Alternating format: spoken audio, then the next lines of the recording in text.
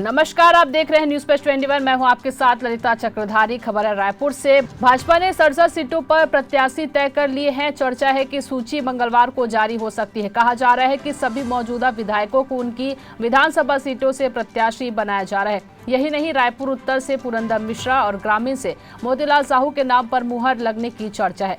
खबर है कि हारे हुए कई नेताओं को दोबारा टिकट दिया जा रहा है। पूर्व मंत्री प्रेम प्रकाश पांडे भिलाई, अमर अग्रवाल बिलासपुर शहर, पूर्व मंत्री राजेश मूणत का नाम रायपुर पश्चिम सीट से है। यही नहीं, प्रदेश अध्यक्ष अरुण साव लोरमी सीट से चुनाव लड़ेंगे, जबकि जनता कांग्रेस से आए धर्मजीत सिंह को तखतपुर से टिकट दी जा रही है। वैशाली नगर सीट से पार्षद रिकेश सेन को प्रत्याशी बनाया जा सकता है।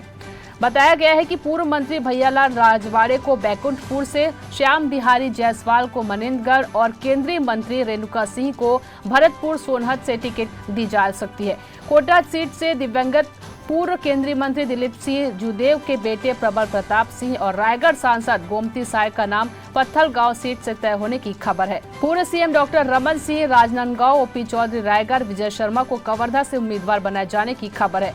डोंगरगांव से भरत वर्मा को टिकट मिल सकती है। पूर्व मंत्री केदार कश्यप नारायणपुर, किरण देव जगदलपुर, महेश गागड़ा बीजापुर, लता उसेंडी कोंडागांव सीट से टिकट तकरीबन तय हो गए हैं।